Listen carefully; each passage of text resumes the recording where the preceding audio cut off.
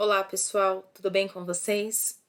No nosso último encontro, eu tentei explicar para vocês a formação das monarquias europeias, né? Porque é introdução para esse assunto que a gente vai ver nesta aula, que é o absolutismo, ok? Então, primeira coisa que nós precisamos saber é as origens do absolutismo. Então, vocês já devem imaginar que absolutismo aqui vai se originar com o fim do feudalismo, né? Quando os reis se tornam mais poderosos, que foi aquilo que a gente conversou na formação dos estados modernos. Então, eles criam sistemas de pesos e medidas, criam moedas, criam exércitos, criam leis, ou seja, unificam seus reinos e se tornam autoridades, tá certo? Acabam sendo chamados de monarcas absolutos. Por quê? Porque concentram uma grande quantidade de poder em suas mãos.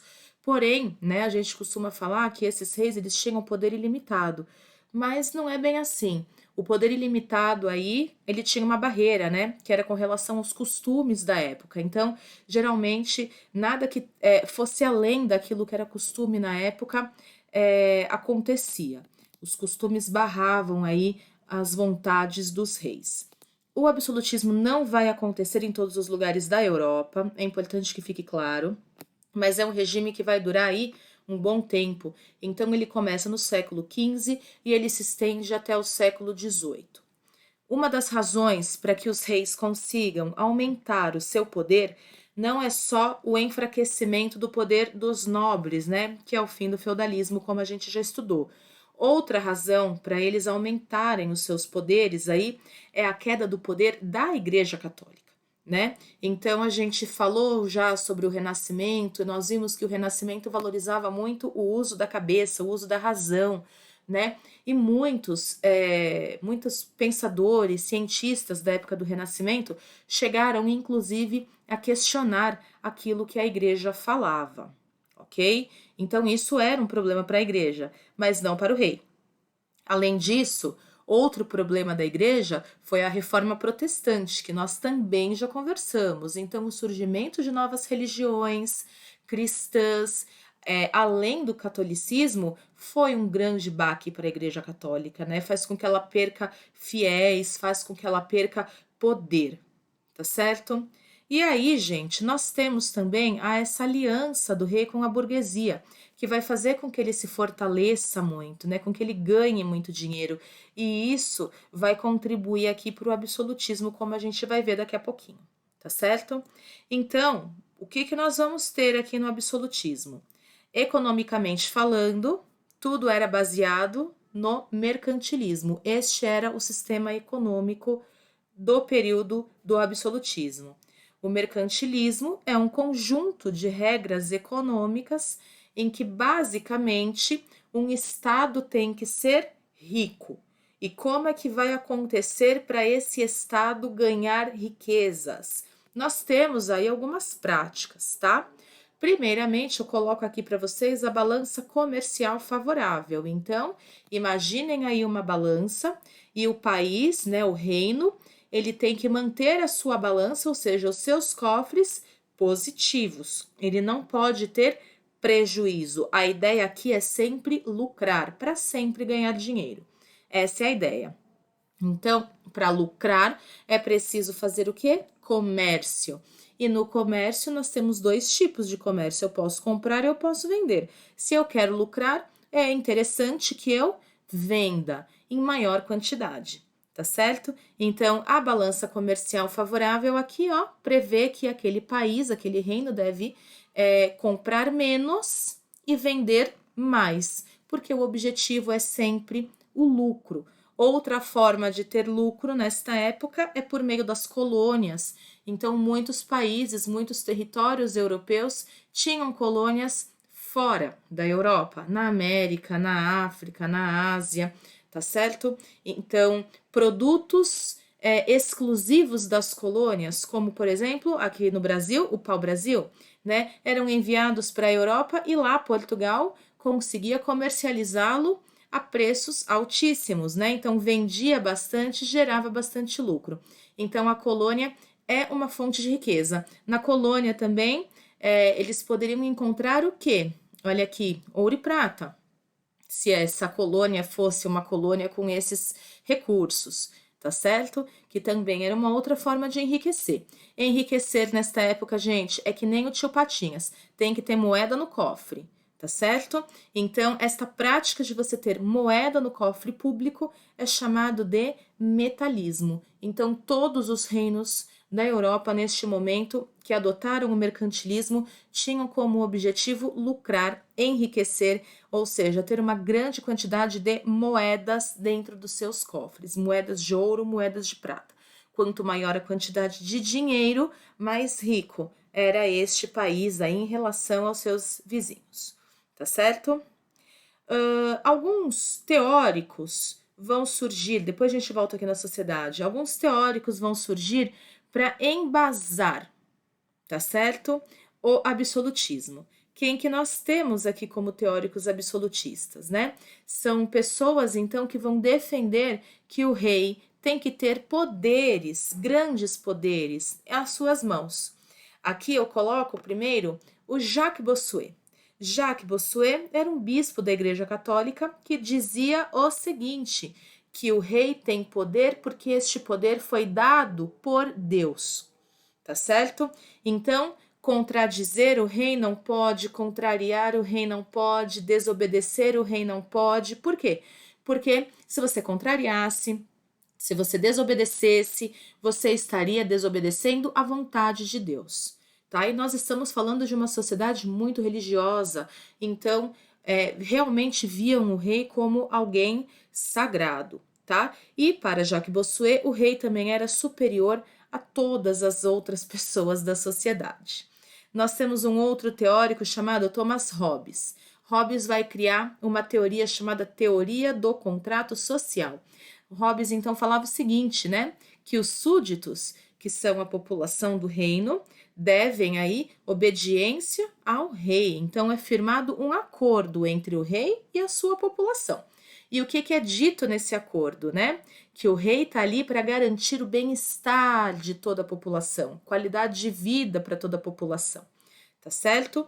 E o Hobbes tem uma frase muito interessante que é o seguinte: no seu livro ele diz que o homem é o lobo do homem, né? Que assim como o lobo é um animal feroz, o homem também é feroz com os outros da sua espécie. Então, como o homem aqui para o Hobbes é carregado de maldade, é necessário que haja um governante, um soberano que governe a todos com força, de forma rígida, para manter as pessoas na linha, tá certo? Nós temos também aqui o Nicolau Maquiavel. O Maquiavel, ele não é exatamente um teórico, ele é um escritor da época do Renascimento. Nós já citamos o Maquiavel anteriormente, né? Ele escreve um livro chamado O Príncipe. Ele escreve este livro para o príncipe da cidade de Florença e basicamente neste livro ele ensina o príncipe de Florença o que fazer para que ele pudesse ser um bom governante, para que ele pudesse ser um bom rei.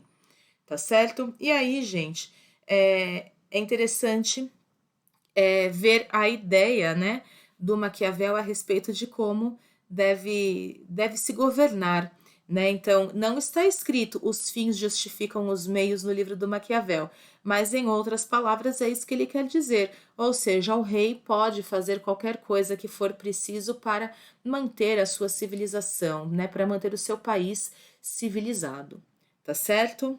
Agora, vamos falar um pouquinho, rapidamente, sobre como estava estruturada a sociedade no antigo regime, ou seja, durante a época do absolutismo, tá?